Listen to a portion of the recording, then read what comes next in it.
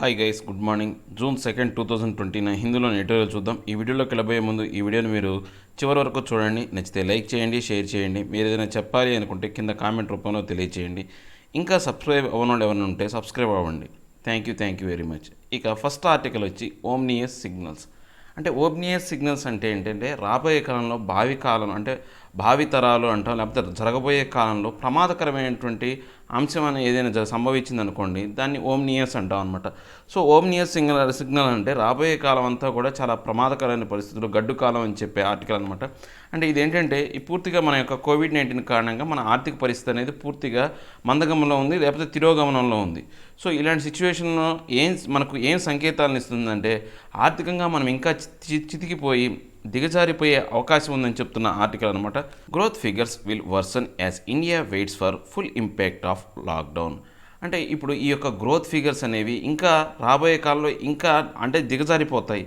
ఏంటి ఈ యొక్క India weights for full impact of lockdown అంటే ఇంకా భారతదేశం ఇంకా వేచి చూడాలి. ఈ యొక్క లాక్డౌన్ యొక్క పూర్తి ఇంపాక్ట్ అనేది మనం కడపడాలంటే ఇంకా కొంత సమయం పడుతుంది. ఆ సమయం ఎలా ఉంటుందంటే ఈ యొక్క గ్రోత్ ఫిగర్స్ అన్నీ కూడా పూర్తిగా దిగజారిపోయి చాలా తక్కువ స్థాయిలో ఉంటాయి. మనం ఆర్థికంగా వెనకబడిపోతాం, ఆర్థికంగా చాలా వరకు పతనమైపోతామని చెప్తున్నారు అనమాట.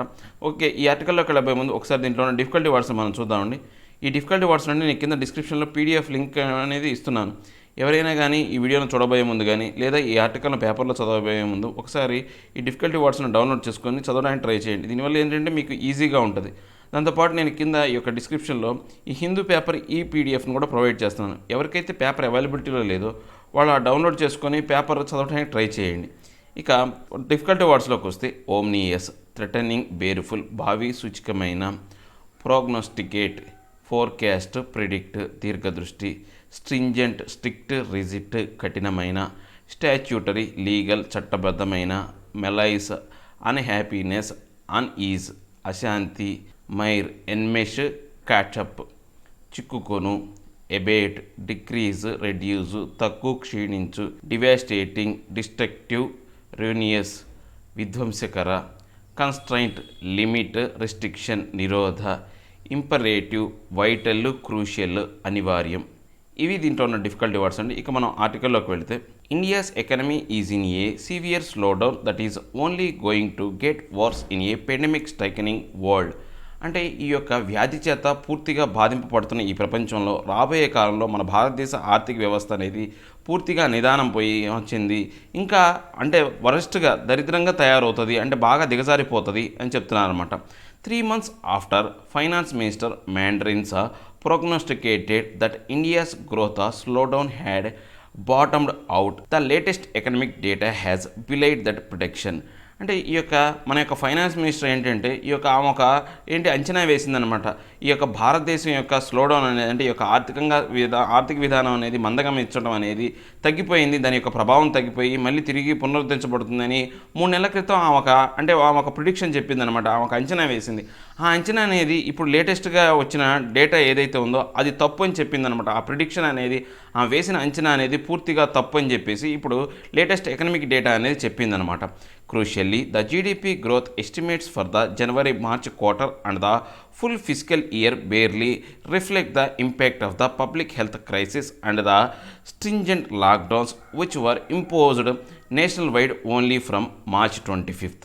అంటే ఇప్పుడు మనం కనుక చూసుకుంటే ఈ యొక్క GDP growth rate gross domestic product ఏదైతే అయి ఉండొచ్చు, లేకపోతే ఈ యొక్క జనవరి నుంచి మార్చి వరకు ఈ క్వార్టర్లో ఉన్న ఫిజికల్ ఇయర్ ఏదైతే ఉందో, ఫుల్ ఫిజికల్ ఇయర్ ఏదైతే ఉందో, ఈ రెండు కూడా పూర్తిగా ఏంటంటే ఈ యొక్క పెండమిక్ వల్ల, క్రైసిస్ వల్ల ఏర్పడినటువంటి ఈ స్ట్రింజెంట్ కఠినమైనటువంటి ఈ యొక్క లాక్డౌన్ నిర్బంధానికి సంబంధించి ఎప్పుడైతే మార్చి 25వ తారీఖు నుంచి మనకు అమల్లోకి వచ్చిందో అప్పుడు ఏర్పడినటువంటి ఈ పరిస్థితి వల్ల ఈ యొక్క GDP కావచ్చు, ఈ యొక్క ఫిజికల్ ఇయర్ పూర్తిగా ఏంటంటే బాగా ఇబ్బందుల్లోకి వెళ్ళిపోయినమాట. క్రూషియల్గా ఏంటి బాగా దెబ్బతిన్నాయి అన్నమాట.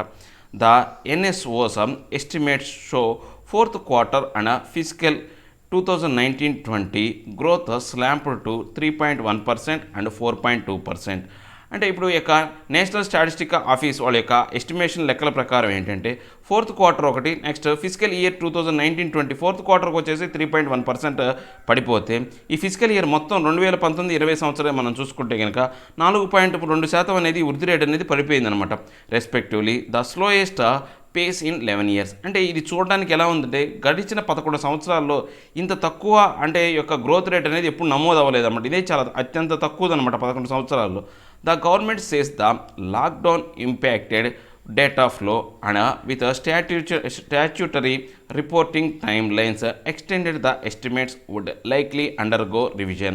అంటే గవర్నమెంట్ ఇంకా ఏం చెప్తుందంటే ఈ యొక్క లాక్డౌన్ ఇంపాక్ట్ వల్ల ఈ డేటా ఫ్లో అనేది అంతా కూడా అంటే కరెక్ట్గా లేదు, దీనికి ఇంకా చట్టబద్ధత రావాలి అంటే ఈ యొక్క రాబోయే కాలంలో మళ్ళీ ఈ యొక్క దీన్ని పూర్తిగా రివిజన్ అంటే స్టాచ్యూటరీ ఏంటంటే చట్టబద్ధత రావాలంటే రాబోయే కాలంలో ఇంకా దీనికి కొంతవరకు రివిజన్ అనేది జరగాలి, తిరిగి దీని మీద మంచి అంటే దీన్ని పరిశీలించి కరెక్ట్గా రిపోర్ట్ అనేది ఇవ్వాలి అని చెప్పేసి గవర్నమెంట్ చెప్తుందన్నమాట. However the fact that gross value added numbers for the first 3 quarters have been revised significantly downwards shows that the economic malaise was deep and widespread even before the novel coronavirus landed on the Indian shores. అంటే ఇప్పుడు మనకు gross value added అనేది చెప్తే కనుక మన భారతదేశంలో యొక్క gross value added ఏంటి అంటే అది మనం గడిచిన కొంత 3 quarters నుంచి చూస్తే కనుక అది సిగ్నిఫికెంట్గా చాలా పడిపోయి ఉందన్నమాట. ఎలా అంటే అశాంతిని కలిగించే మెలేస్ ఏంటంటే అశాంతిని కలిగించే విధంగా ఉంది. ఎప్పుడు ఈ యొక్క మన భారతదేశంలోకి ఈ యొక్క వ్యాధి అనేది కరోనా వైరస్ రాకముందుకి దీని పరిస్థితి అనేది చాలా వరకు దిగజారిపోయింది అనేది మనకున్న ఆల్రెడీ ఉన్న లెక్కలు చెప్తున్నాయి అన్నమాట. 4 of the 8 industry sectors that are together comprise the GVA are now revealed to be in a far worse shape than was reported earlier. మనం మొత్తం 8 ఇండస్ట్రీ సెక్టార్స్ ఏవైతే ఉన్నాయంటే కోర్ ఇండస్ట్రీ సెక్టార్స్ మన భారతదేశంలో ఎక్కువగా ఆధారపడే ఈ యొక్క కోర్ ఇండస్ట్రీ సెక్టార్స్ 8 ఏదైతే ఉన్నాయో ఆల్రెడీ ఈ యొక్క వాల్యూ యాడెడ్ సంబంధించి చాలా వరకు వాడి యొక్క షేప్ అనేది చాలా వరకు తగ్గిపోయిందనమాట, కుదించబడిందనమాట. వరుసగా అంటే దిగజారిపోయిన రిపోర్ట్ అనేది మనం ఎర్లియర్ చూసామన్నమాట. This includes manufacturing which contrasted for a third stringent quarter and shrank by 1.4% in the fourth quarter. అంటే ఇప్పుడు మనం మ్యానుఫ్యాక్చరింగ్ రంగం మనం కనుక చూసుకుంటే ఇది గడిచిన మూడు సార్ల నుంచి చూసుకుంటే కనుక ఈ యొక్క 3 quarterల్లో చూసుకుంటే కనుక తగ్గుతూనే ఉందన్నమాట. ఇంకా 4th quarterలో అయితే 1.4% తగ్గిపోయి పూర్తిగా దిగజారిపోయిందనమాట. Construction a major job generating activity that continue to weaken and contracted 2.2%. Next మనకు యొక్క కన్స్ట్రక్షన్ అంటే ఈ యొక్క నిర్మాణ రంగం ఏదైతే ఉందో దీంట్లో ఎక్కువగా ఉద్యోగాలు కల్పించే అవకాశం ఉన్న రంగం అనమాట. అది కూడా చాలా బలహీనపడిపోయి 2.2% కుదించబడింది. And the 2 largest service categories అంటే ఇప్పుడు ఈ రెండు కూడా మనకు భారతదేశంలోనే అత్యంత ముఖ్యమైనది ఏంటి, ఒకటి ఈ యొక్క కన్స్ట్రక్షన్ రంగం, ఒకటి తర్వాత ఈ యొక్క మ్యానుఫ్యాక్చరింగ్ రంగం అనేది ఈ రెండు మాత్రమే మన భారతదేశంలో ఎక్కువగా ఉపాధిని కలిగించే రంగాలన్నమాట, ఎక్కువ ఆదాయాన్ని తెచ్చిపెట్టే రంగాలన్నమాట. ఈ రెండు ఇలా పడిపోయినాయి. The revision in the trade, transport, hotels and communication and financial, real estate and professional service sector have cut a third quarter growth figures by 1.6 and 4% points respectively. అంటే ఇప్పుడు మనం కనుక చూస్తే ఈ యొక్క రివిజన్ ఆఫ్ ట్రేడ్కి సంబంధించి కానీ ట్రాన్స్పోర్ట్ కానీ hotels and communication and financial real estate and professional services ఈ యొక్క ఫైనాన్షియల్ రియల్ ఎస్టేట్ వరకు మొత్తం 1.6% అయితే నెక్స్ట్ ఈ యొక్క ప్రొఫెషనల్ సర్వీస్ సెక్టర్ అనేది 4% అనేది పాయింట్స్ అనేవి పడిపోయి పూర్తిగా దిగజారిపోయింది అనమాట ఈ యొక్క థర్డ్ క్వార్టర్లో. The economy is visible made in a demand drought that is unlikely to abate any time soon. అంటే ఈ యొక్క ఆర్థిక విధానం అనేది పూర్తిగా ఏంటంటే డిమాండ్ డ్రాట్ అంటే ఏంటంటే ఈ యొక్క డిమాండ్కి సంబంధించిన కరువు అనేది ఏర్పడింది అనమాట. పూర్తిగా ఆ కరువులో చిక్కుపోయి ఇది చూడటానికి ఎలా ఉంది అంటే మళ్ళీ ఇప్పుడు రాబోయే కాలంలో ఇంకా క్షీణించే అబేట్ అంటే ఏంటంటే ఇంకా క్షీణించే అవకాశం ఉందని చెప్తున్నారు అనమాట. The private consumption spending which accounts for 55 to 60% of GDP extended A down trend as growth slide to 2.7%. అంటే ఇప్పుడు ఏమైంది, పూర్తిగా మా యొక్క ప్రైవేట్ కన్జంప్షన్ అనేది అంటే ఈ ప్రైవేట్ వ్యక్తులు కావచ్చు, ఈ ప్రైవేట్గా మనం ఏదైతే ఈ యొక్క కొనుగోలు శక్తి అనేది స్పెండింగ్స్ ఖర్చు చేయడం అనేది మన జీడిపి గ్రాస్ డొమైన్ ప్రొడక్ట్లో 55 నుంచి 60% యొక్క ఆదాయం అనేది ఈ యొక్క ప్రైవేట్ వ్యక్తులు అంటే ప్రైవేట్ కన్జంప్షన్ ద్వారానే మనకు వస్తుందన్నమాట. అలాంటిది దాని యొక్క గ్రోత్ అనేది పడిపోయిందనమాట. ఎంత పడిపోయిందంటే 2.7%కి తగ్గిపోయిందనమాట దాని గ్రోత్ అనేది. Investment activity contracted for a third consecutive quarter and shrank 6.5%. తర్వాత ఇన్వెస్ట్మెంట్ యాక్టివిటీ అంటే ఈ యొక్క పెట్టుబడి విధానం ఏదైతే ఉందో ఆ యొక్క కాన్సిక్యూటివ్ థర్డ్ ఇయర్లో కూడా పూర్తిగా కుదించుకుపోయి మునిగిపోయి 6.5%కి పడిపోయిందనమాట. Data coming in for the current fiscal are revealing the devastating impact that the lockdown has had. అంటే ఇప్పుడు ఈ డేటా అనే రాబోయే రోజుల్లో వచ్చే ఈ డేటా అనేది ఈ యొక్క లాక్డౌన్ వల్ల ఏర్పడినటువంటి ఈ యొక్క వినాశన విపత్తు కావచ్చు, లేకపోతే రివాస్టివేటింగ్ అంటే ఏంటంటే విధ్వంసకరమైనటువంటి ఈ యొక్క అంశాలు అనేవి మనకు రాబోయే కాలంలో చెప్తుందన్నమాట. Output at the 8 core industries that represent 40% of the index of industrial production contracted by an alarming 38% in April. అంటే మనకు 8 ఇండస్ట్రియల్ ప్రొడక్ట్స్ ఏవైతే కోర్ సెక్టార్స్ ఉన్నాయో వాటికి రిప్రజెంట్ 40% అనేది ఇండస్ట్రియల్ ప్రొడక్షన్ అనేది జరుగుతుందన్నమాట. అది పూర్తిగా ఎంతకు తగ్గిపోయిందంటే 38% అనే దానికి పూర్తిగా తగ్గిపోయింది ఏప్రిల్ మంత్లో చూసుకుంటే కనుక. Merchandise exports shrank 60% in the same month. అంటే మర్చెంటైజ్ ఎక్స్పోర్ట్ మనం ఏదైతే వ్యాపార నిమిత్తం ఇతర దేశాలకు మనం ఎక్స్పోర్ట్ ఏదైతే చేస్తామో అది 60% అనేది తగ్గిపోయింది ఇదే నెలలో, ఏప్రిల్ నెలలోనే. The RBI which cut interest rate on May 22 was categorical in its assessment that a recovery would likely start only from the October quarter. అంటే ఇప్పుడు ఈ యొక్క ఆర్బీఐ అనేది ఇంట్రెస్ట్ రేట్లు అనేది తగ్గించింది. ఎప్పుడు తగ్గించింది? మే 22వ తారీఖున తగ్గించింది. ఈ యొక్క ఇంట్రెస్ట్ రేట్లు తగ్గించడం వల్ల దీని యొక్క ఉపయోగం అనేది ఇప్పుడు అప్పుడే తెలియదు, అక్టోబర్ క్వార్టర్లో తెలుస్తుంది. అక్టోబర్ క్వార్టర్ నుంచి మాత్రం ఈ రికవరీ అనేది తిరిగి పునరుద్ధరణ అనేది అక్టోబర్ నెల నుంచి మాత్రం ఏర్పడుతుందని ఈ యొక్క ఆర్బీఐ చెప్పిందనమాట. For even that to materialise the centre must act. So ఇప్పటికి దానికోసమైనా సరే దానికి కేంద్రం అనేది సరిగా దీనికి వ్యవహరించాలన్నమాట. అంటే అక్టోబర్ కన్నా తిరిగి రివైవ్ అవ్వాలన్నా కానీ కేంద్రం అనేది సరైనటువంటి విధానాలను అవలంబించాలి. Its package so far has been focused on credit enhancement measures that ease supply side containments and structural reforms that may bear fruit over a longer origin. అంటే ఇప్పుడు ఈ యొక్క ప్యాకేజ్ వీళ్ళు ఇచ్చిన కేంద్ర ప్రభుత్వం ఇచ్చిన ఈ ప్యాకేజ్ అనేవి కూడా ఏమైంది అంటే ఈ యొక్క సప్లై సైడ్లో ఏవైతే అవరోధాలు ఉన్నాయో, కన్స్ట్రైంట్స్ ఏంటంటే నిరోధకాలు ఏవైతే ఉన్నాయో ఆ నిరోధకాలను తగ్గించడం కోసం తీసుకొచ్చిన ఒక విధానమే తప్పితే ఈ యొక్క కన్స్ట్రక్షన్ రీఫార్మ్స్ అనేవి ఇప్పటికీ కూడా ఆ యొక్క పుల్లన్ని పండులాగానే ఉన్నాయి అన్నమాట రాబోయే రోజుల్లో. అంటే వీళ్ళకు స్ట్రక్చరల్ రీఫార్మ్ అనేది జరగట్లేదు. ఎంతప్పటికి కూడా ఈ యొక్క సప్లై సైడ్లో వాటిలో యొక్క అంటే సప్లై అనేది బాగా జరగటం కోసం, దాన్ని అభివృద్ధి చేయడం కోసం ఆ యొక్క ఏవైతే నిరోధకాలని వీళ్ళు ప్రతిబంధకాలని తగ్గించడానికి ఎక్కువ ప్రాధాన్యత ఇచ్చారు. కానీ స్ట్రక్చరల్ రిఫార్మ్స్లోకి రాబోయే కాలంలో అది ఇంకా ఏంటంటే అది పుల్లని పండులాగానే ఉంటుంది అనమాట.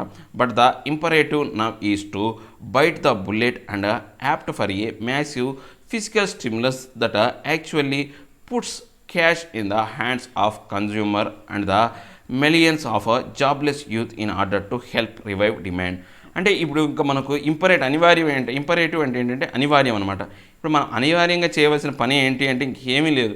మనం ఏదైతే ఒక బైట్ ద బుల్లెట్ అనేది ఇది ఒక ఫేజల్ వెర్బ్ అనమాట. దీని యొక్క మీనింగ్ ఏంటి అంటే కష్టమైన పనిని చేయటం అనమాట. అది మనకు ఉపయోగం రాకపోయినట్టే, దానివల్ల మనకు ప్రయోజనం లేకపోయినప్పటికీ, ప్రయోజనం ఉందో లేదో మనకు కన్ఫామ్గా తెలియదు, జరుగుద్దో జరగదని తెలియనప్పటికీ కూడా ఆ పని చేయాల్సిన అవసరం ఏర్పడింది అనమాట. సో అలాంటి విధానం ఏంటి అంటే మ్యాసివ్ ఫిజికల్ స్టిమ్యులస్. అంటే ఏంటి, మనకు ఆర్థికంగా మనకు ప్రోత్సాహాన్ని స్టిమ్యులస్ అంటే ప్రోత్సాహాన్ని ఇచ్చే విధంగా చూడాలి.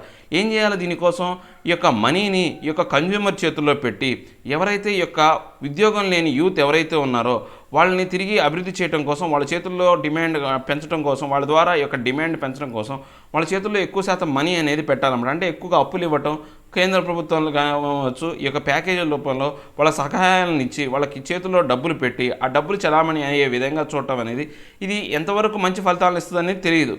కానీ మనకున్న పనుల్లో అంటే మనకున్న ఈ సిచ్యువేషన్లో ఇలాంటి విధానం అనేది అనివార్యమని చెప్తున్నారన్నమాట. ఏం లేదండి, పూర్తిగా ఆర్థిక వ్యవస్థ అనేది పూర్తిగా దెబ్బతింది. మనకు ఈ యొక్క కోవిడ్-19 అనేది ఇప్పుడు కారణంగా చెప్తున్నాం. కానీ కోవిడ్-19 రాకముందే మనం ఆల్రెడీ ఈ యొక్క 8 కోర్ ఇండస్ట్రీస్ దెబ్బతిన్నాయి. మన భారతదేశం కూడా కొన్ని పబ్లిక్ రంగ సంస్థల్ని పూర్తిగా ఏం చేసినాయి అంటే అమ్మేయాలని చూసినాయి. దాంతోపాటు చాలా ట్యాక్సులు కూడా తగ్గిస్తూ వచ్చింది మన భారతదేశ గవర్నమెంట్. ఎందుకని? ఆర్థికంగా మనం ఇబ్బంది పడుతున్నాం. దాంతోపాటు ఈ కోవిడ్-19 కారణంగా ఏంటంటే ఈ సిచ్యువేషన్ అనేది ఇంకా వరస్ట్ అయిపోయిందనమాట.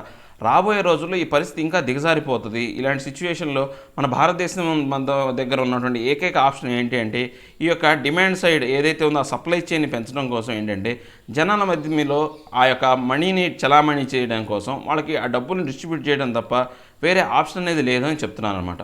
ఇక మన నెక్స్ట్ ఆర్టికల్ వచ్చేసి వర్క్ ఫోర్స్ హ్యాబిట్స్. అంటే ఈ యొక్క పనిచేసే వాళ్ళ యొక్క అలవాట్లు ఎలా ఉంటాయి అనే దాని గురించి మనకు ఈ ఆర్టికల్ అంటే పనిచేసే వాళ్ళ యొక్క అలవాట్లు అంటే ఏంటి లేదు. గవర్నమెంట్ అనేది ఇంతవరకు మనకు లేబర్ లాస్ అనేవి ఒక రకంగా ఉన్నాయి. ఇప్పుడు ఈ కోవిడ్-19 కారణంగా ఏంటంటే కొన్ని గడ్డుకాలం అనేది ఏర్పడింది, మనకు కొంతవరకు గడ్డుకాలం అనేది ఏర్పడింది. ఈ గడ్డుకాలం వల్ల ఏమైందంటే ఈ యొక్క లేబర్ చట్టాల్లో మార్పులు తీసుకురావాలని చెప్పేసి ఈ యొక్క రాష్ట్ర ప్రభుత్వాలు కేంద్ర ప్రభుత్వాలకి కొన్ని సూచనలు ఇచ్చినాయి అనమాట. ఇది ఏంటంటే కాంకరెంట్ లిస్టులో ఉన్నాయి. ఏదో రాష్ట్ర ప్రభుత్వం ఒక్కళ్ళ చేతిలోనో లేదా కేంద్ర ప్రభుత్వం ఒక్కళ్ళ చేతిలోనో ఈ యొక్క విధానం లేదు. కాంకరెంట్ లిస్టులో ఉన్నాయి కాబట్టి రాష్ట్ర ప్రభుత్వాలు వీటిని ఏంటంటే వాళ్ళకు దాంట్లో మార్పులు తీసుకురామని సూచిస్తాయి. కేంద్ర ప్రభుత్వం యొక్క ఆమోదం ఉండాలి, లేదా కేంద్ర ప్రభుత్వం మార్పుల కోసం సూచించినప్పుడు రాష్ట్ర ప్రభుత్వాల యొక్క ఆమోదం ఉండాలి. సో ఇవి కాంకరెంట్ లిస్ట్ కాబట్టి రెండింటి యొక్క సయోధ్య వల్లనే ఈ యొక్క విధానంలో మార్పులు వస్తాయి అనమాట. ఈ లేబర్ చట్టాల్లో మార్పులు వస్తాయి అనమాట. సో ఈ యొక్క వర్క్ ఫోర్స్ హ్యాబిట్స్ అనేవి ఇప్పుడు మార్చాలా వద్దా, ఆ వర్క్ చేసే వాళ్ళ లేబర్ యొక్క వాళ్ళ అలవాట్లు అనేవి మార్చాలా వద్దా అనే దాని గురించి సంబంధించిన ఆర్టికల్ అనమాట. Instead of tweaking labour laws, state must inspire confidence in workers. అంటే ఇప్పుడు ఈ యొక్క లేబర్ లాస్లో మార్పులు లేదా సర్దుబాట్లు చేయటం కన్నా ఈ యొక్క లేబర్ వర్కర్స్ ఎవరైతే ఉన్నారో వాళ్ళలో ఈ కాన్ఫిడెన్స్ని పెంచే విధంగా, ఇన్స్పైర్ చేసే విధంగా, వాళ్ళ యొక్క నమ్మకాన్ని పెంచే విధంగా ప్రభుత్వాలు వ్యవహరించాలి, స్టేట్ గవర్నమెంట్లు వ్యవహరించాలి అని చెప్తున్నారు అనమాట. ఒకసారి ఈ ఆర్టికల్లోకి వెళ్ళబోయే ముందు దీంట్లో ఉన్న డిఫికల్టీ వర్డ్స్ మనం చూద్దామండి. ట్వీక్, అడ్జస్ట్, మాడిఫై, ఆల్టర్, సర్దుబాటు చేయు, ఆస్టెన్సిబుల్లీ, అపరెంట్లీ, సీమింగ్లీ, కనపడే, వాంటెడ్, ప్రైజ్, బూస్ట్, మంచిగా చెప్పు, వ్రాత్, యాంగర్, అవుట్రేజ్, కోపము, స్వేత్, కుట్లు వేయు, ఫర్లాఫ్, లీవ్ ఫర్ ఆబ్సెన్స్, సెలవు మీద పోయి ఉండే కాలము, ఇన్ఎడిక్వేట్, ఇన్సఫిషియంట్, సరిపోని, ప్లీడెడ్, రిక్వెస్టెడ్, ప్రాధేయపడు, కెజోల్, సెడ్యూజు, ల్యూరు, బుజ్జగించు, లయబుల్, రెస్పాన్సిబుల్, అకౌంటబుల్, బాధ్యుడైన, ఎంబార్క్, బిగిన్, స్టార్ట్, మొదలుపెట్టు, పర్జ్, రిమూవ్, క్లియర్ అవుట్, శుభ్రపరచు, స్పర్, స్టిమ్యులస్, ఎంకరేజ్, ప్రోత్సహించు, వనరబుల్, ఎండేంజర్, ఎట్ రిస్క్, హాని, ఎమిడిస్ట్, ఎట్ మిడ్ పాయింట్, నడుమ, స్కేర్, ఫైటెన్, ప్యానిక్, భయపెట్టు. ఇవి దీంట్లో ఉన్న డిఫికల్టీ వర్డ్స్ అండి. ఇక మనం ఆర్టికల్లోకి వెళితే, over 2 months into the national lockdown, India's workforce ostensibly blessed to be part of its much wanted demographic dividend is in complete disarray. అంటే ఇప్పుడు మన భారతదేశం మొత్తం ఈ యొక్క నిర్బంధానికి గురిచేసి, లాక్డౌన్ గురిచేసి నేషనల్ వైడ్గా జరిగి ఎన్నాళ్ళు అయిందంటే 2 నెలలు అయింది. సాధారణంగా మన యొక్క భారతదేశంలో డెమోక్రటిక్ డివిడెండ్ అంటే ప్రాదేశికంగా వచ్చే ఆదాయం అనేది ఎలా ఉంటుందంటే ఎవరి మీద ఆధారపడి ఉంటుందంటే ఈ యొక్క వర్క్ ఫోర్స్ ఎవరైతే ఉన్నారో చూడటానికి పూర్తిగా వాళ్ళ యొక్క దాని మీద ఆధారపడి ఉంటుందన్నమాట. ఈ యొక్క మనం ఆర్థికంగా ఎదగాలి అంటే ఈ యొక్క పనిచేసే వాళ్ళ సంఖ్య అనేది ఎక్కువగా ఉండి వాళ్ళు ప్రభావవంతంగా పనిచేసినప్పుడే మనం ఆర్థికంగా ఎదుగుతాం. ఈ యొక్క విధానం అనేది పూర్తిగా దెబ్బతిన్నది. అంటే వాళ్ళ యొక్క పనిచేయటం వల్ల వచ్చే యొక్క ఫలితాలు అనేవి ఈ యొక్క పూర్తిగా డిజైర్ అయ్యాయన్నమాట, దెబ్బతినిపోయినాయి అనమాట. There is the visibly disturbing native of a few million workers trying to get back home from their respective urban lives as resources run out and a lack of adequate living space hit hard in the face of a virus that requires physical distancing. అంటే ఇప్పుడు పూర్తిగా మనకు ఏంటంటే ఈ యొక్క విధానం అనేది పూర్తిగా దెబ్బతినిపోయి చూడటానికి ఎలా ఉందంటే కొన్ని మిలియన్ల మంది ప్రజలు ఎవరైతే ఉన్నారో ఈ యొక్క శ్రామికులు ఎవరైతే ఉన్నారో వాళ్ళు ఇళ్ళకి వెళ్ళిపోతున్నారు, వాళ్ళ సొంత గ్రామాలకు సొంత ఇళ్ళకి వెళ్ళిపోతున్నారు. ఎందుకని ఏదైతే వాళ్ళు నివసించడానికి అవసరమైనటువంటి రిసోర్స్ అనేవి అయిపోవటం వల్ల ఒక కారణం అయితే, దాంతోపాటు ఏంటంటే అక్కడ వాళ్ళకు నివసించడానికి ఈ యొక్క ఫిజికల్ డిస్టెన్స్ అనే విధానాన్ని పాటించి అక్కడ నివసించడానికి సరైన సౌకర్యాలు లేకపోవడం వల్ల వాళ్ళ సొంత గ్రామాలకు వాళ్ళు వెళ్ళిపోతున్నారు అనమాట. They used their feet often facing police wrath till the administration allowed trains and bus to move again. అంటే ఇప్పుడు వాళ్ళు కొంతకాలం ఏం చేశారు, ఈ యొక్క బస్సులు రైలు మార్గం లేకపోవడం వల్ల వాళ్ళ యొక్క కాళ్ళనే నమ్ముకున్నారు అనమాట. కాళ్ళతోనే వాళ్ళ ఇంటికి అంటే నడుచుకుంటూ వాళ్ళ సొంత గ్రామాలకు వెళ్ళారు. కొన్నిసార్లు పోలీసుల యొక్క ఆగ్రహానికి, కోపానికి, వ్రాత అంటే ఏంటంటే కోపానికి కూడా గురి అయ్యి కూడా ఎప్పటి వరకు ఇలా వెళ్ళారంటే ట్రైన్లు బస్సుల సర్వీసులు తిరిగి పునరుద్ధరించేంత వరకు కూడా ఇలాంటి పరిస్థితులు ఏర్పడినాయి అనమాట. While sweets of informal sector workers are moving away from their adapted base, the remaining 10% of the workforce that is formally employed with social security benefits are beset by pink slips, furloughs or salary cuts. అంటే ఇప్పుడు మనం ఈ యొక్క విధానం sweets అంటే ఏంటంటే ఈ యొక్క దెబ్బతిన్న విధానాన్ని కుట్లు వేయడానికి ఈ యొక్క ఏదైతే ఇన్ఫార్మల్ సెక్టార్ ఏదైతే ఉందో ఆ కుట్లు వేసే విధంగా చూస్తే కనుక రిమైనింగ్ 90% అనేవాళ్ళు వెళ్ళిపోయారు. ఒక 10% ఉన్న వాళ్ళకి కొంతమందికి ఏంటంటే ఎంప్లాయీస్ ఎవరైతే ఉన్నారో సోషల్ సెక్యూరిటీ బెనిఫిట్స్ అనేవి లేవు. వాళ్ళకి పింక్ స్లిప్ సీట్ అంటే పింక్ స్లిప్ ఏంటంటే ఉద్యోగాల్లోకి తొలగించడం అనేది.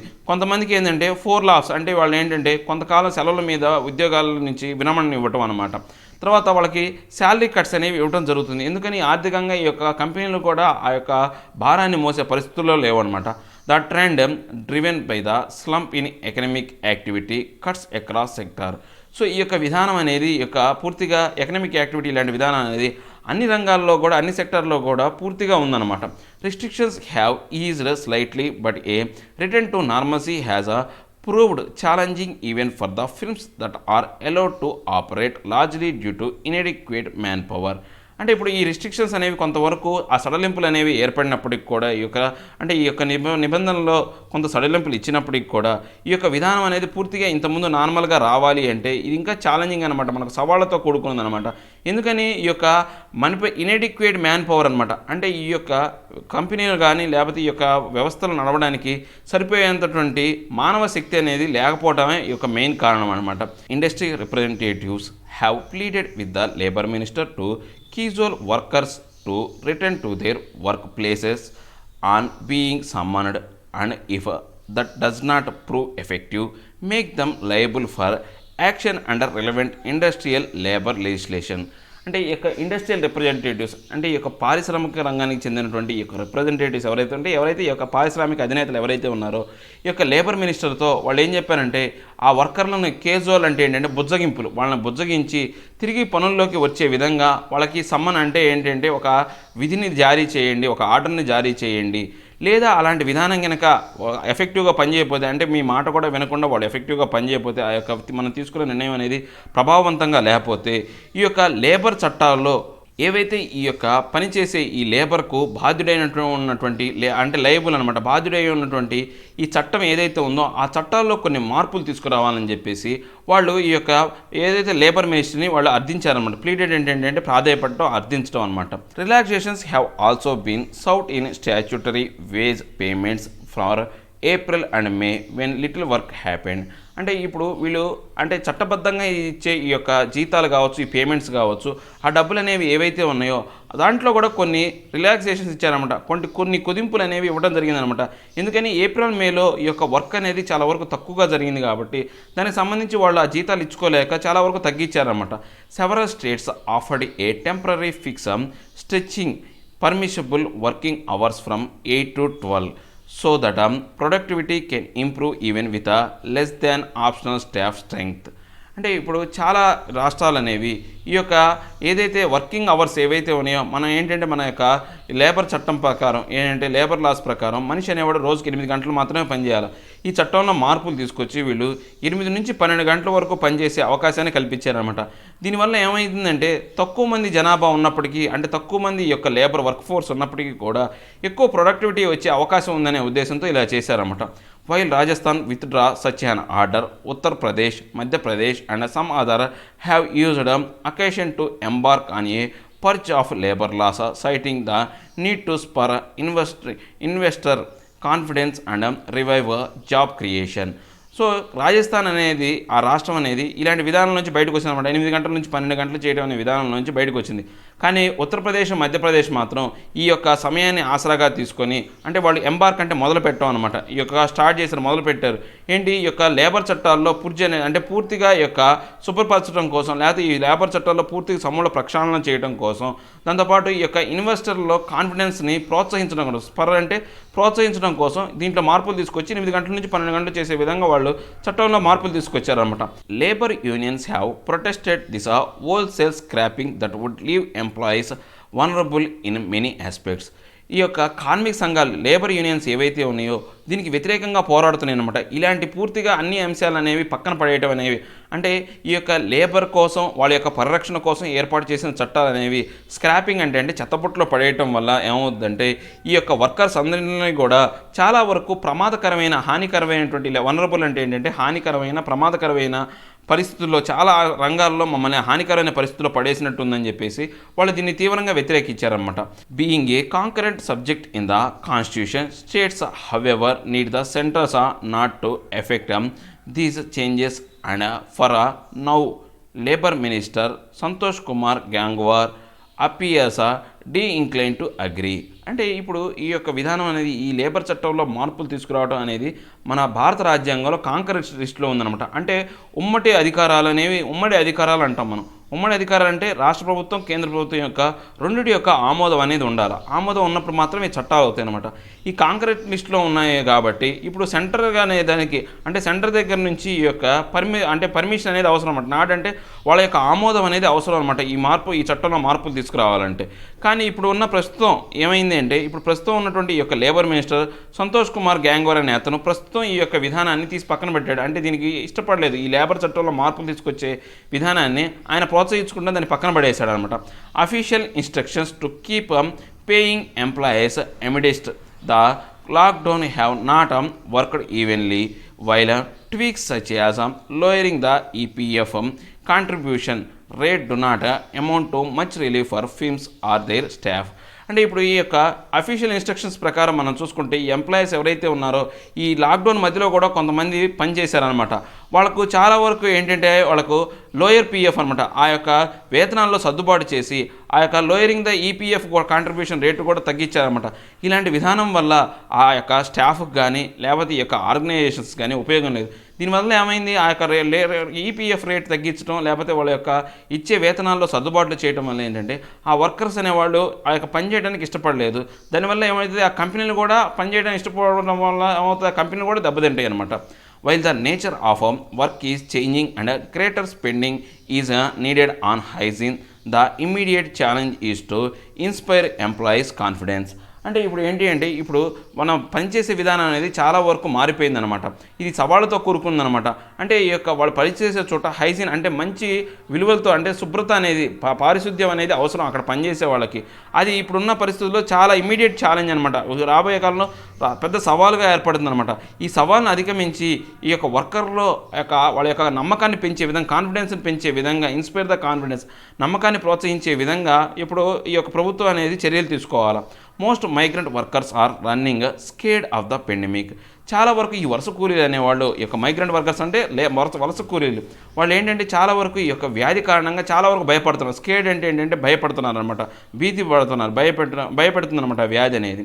Getting them home safely is a first step and giving them an emergency income support till the worst of the pandemic subsides is the next.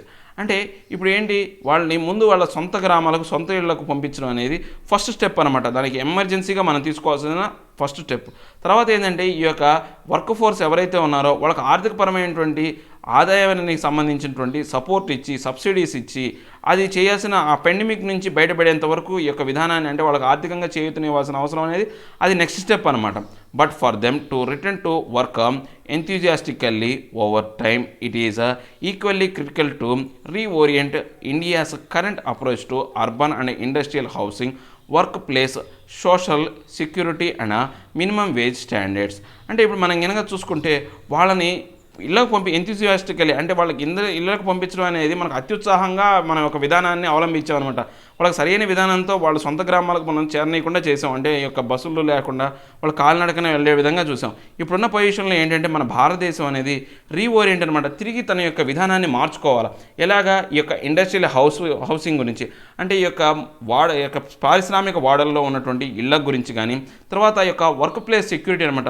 వాళ్ళు పని చేసే చోట ఆ శుభ్రత కావచ్చు లేకపోతే వాళ్ళ యొక్క భద్రతకు రక్షణకు సంబంధించి తర్వాత వాళ్ళ మినిమం వేజ్ స్టాండర్డ్స్ సంబంధించి మనకు పూర్తిగా అనేది తిరిగి పునరుద్ధరించాల్సిన అంటే ఈ అంశం గురించి మళ్ళీ రీఓరియంట్ అనమాట. భారతదేశం తిరిగి ఆలోచించి దాని గురించి చర్యలు తీసుకోవాల్సిన అవసరం ఉందన్నమాట. The centre must begin A dialogue with states on this front. అంటే ఇప్పుడు కేంద్ర ప్రభుత్వం ఏం చేయాలంటే ఈ యొక్క అంశం గురించి రాష్ట్ర ప్రభుత్వాలతో చర్చించాలన్నమాట. Ineffective paper laws such as the Interstate Migrant Workmen Act of 1979 can be revived thereafter. అంటే ఇప్పుడు ఏవైతే ఉన్నాయో ఎప్పుడు మీ మినిమం వేజెస్ కావచ్చు లేకపోతే వాళ్ళకు పనిచేసే చోట్ల సెక్యూరిటీ కల్పించడం కావచ్చు ఇలాంటి అంశాలన్నీ పరిగణలోకి తీసుకున్న తర్వాత ఇప్పుడు ఇంకా కొన్ని ఇన్ఎఫెక్టివ్ అంటే ఏంటంటే అంటే ప్రభావం లేని కొన్ని చట్టాలు ఉన్నాయన్నమాట. ఈ పేపర్ లాస్ చట్టాలు అంటే ఈ యొక్క పేపర్ మీద ఉన్న కొన్ని చట్టాలు ఏవైతే ఉన్నాయో దాంట్లో ఎగ్జాంపుల్గా మనం తీసుకుంటే interstate migrant workmen act of 1979 అంటే రాష్ట్రాల మధ్య ఏంటంటే ఈ యొక్క వలస కార్మికులు ఎవరైతే ఉన్నారో వాళ్ళు ప్రయాణం చేసి ఉద్యోగాల కోసం తిరుగుతూ ఉంటారన్నమాట. కార్మికుల ఉద్యోగాల కోసం. సో అలాంటి చట్టంలో తిరిగి పూర్తిగా పునఃపరిశీలించి దాంట్లో మార్పులు తీసుకురావాల్సిన అవసరం ఎంతైనా ఉందని చెప్తున్నారు. అంటే ఏం లేదండి, ఈ యొక్క వర్క్ ప్లేసెస్లో ఈ యొక్క వర్క్ మ్యాన్కి ఏంటి అంటే మంచి సౌకర్యాలు కల్పించాలే తప్పితే వాళ్ళకున్న ఇప్పుడు ఏవైతే ఈ యొక్క లేబర్ చట్టాల్లో ఉన్న పూర్తిగా ప్రక్షాళన చేసి వాటిలో మార్పులు తీసుకొచ్చి అంటే ఈ యొక్క లేబర్స్ అందరినీ కూడా వనరబుల్ సెక్షన్స్గా అంటే హానికరమైన స్థితిలోకి వెళ్ళిపోయే విధానం లాంటి అంశాలలోకి పరిగణలోకి తీసుకోకుండా వాళ్ళకు మంచి ప్రభావవంతమైనటువంటి సౌకర్యవంతమైనటువంటి సౌకర్యాలను కల్పించి వాళ్ళు పనిచేసే ఎన్వైరన్మెంట్ అంతా కూడా రక్షణాత్మకంగా ఈ వ్యాధి నుంచి కావచ్చు, లేకపోతే వాళ్ళు ఎన్నాళ్ళు ఫేస్ చేస్తున్నటువంటి ఈ యొక్క సోషల్ డిస్టెన్సింగ్ లేకపోవడం, లేకపోతే వాళ్ళకు ఇళ్లకు సంబంధించిన కొన్ని సమస్యలు ఏవైతే ఉన్నాయో అవన్నీ పరిష్కరించడం వల్ల వాళ్ళు ఏం చేస్తారంటే ఉద్యోగాలు చేయడానికి అవకాశం ఉంటుంది అనమాట. అంటే ఈ యొక్క పనులలోకి రావడానికి అవకాశం ఏర్పడుతుంది. ఈ పనుల్లోకి రావడం వల్ల ఏమవుతుంది, ఈ యొక్క ఎకానమీ అంటే ఈ యొక్క పరిశ్రమ అనేది తిరిగి పునరుద్ధరించబడుతుంది. దాంతోపాటు ఎకానమీ కూడా తిరిగి పునరుద్ధరించబడుతుంది. అంతేగాని వాళ్ళకి ఇలాంటి కొత్తమైన చట్టాలు అంటే వాళ్ళని ఇబ్బందికరమైన పరిస్థితుల్లో చేసే చట్టాలు తీసుకురావడం వల్ల ఏమవుతుందంటే వాళ్ళు ఆ పని చేయడానికి అయిష్టత చూపుతారు. దానివల్ల ఏమవుతుంది, పూర్తిగా ఈ యొక్క పారిశ్రామిక రంగం అనేది దెబ్బతింటుంది. దాంతోపాటు ఎకానమీ కూడా దెబ్బతింటుంది. ఇలాంటి అంశాల మీద ఈ యొక్క కాంకరెంట్ లిస్టులో ఉన్నటువంటి ఈ యొక్క లేబర్ సంబంధించి అంటే కేంద్ర రాష్ట్ర ప్రభుత్వాలు రెండూ కలిపి ఉమ్మడి హక్కులుగా ఉన్నటువంటి ఈ అంశంలో ఈ కేంద్ర రాష్ట్ర ప్రభుత్వాలు రెండు ఈ అంశాల మీద చర్చించి దీంట్లో సమూలమైన మార్పులు తీసుకురావాలని చెప్తున్నారు. ఇవండి ఈరోజు నా 2 ఆర్టికల్ ఎక్స్ప్లెనేషన్. నా ఎక్స్ప్లెనేషన్ మీకు నచ్చినట్లయితే లైక్ చేయండి, షేర్ చేయండి. మీరు ఏదైనా చెప్పాలి అనుకుంటే కింద కామెంట్ రూపంలో తెలియజేయండి. ఇంకా సబ్స్క్రైబ్ అవ్వని వాళ్ళు ఎవరైనా ఉంటే సబ్స్క్రైబ్ అవ్వండి. Thank you very much.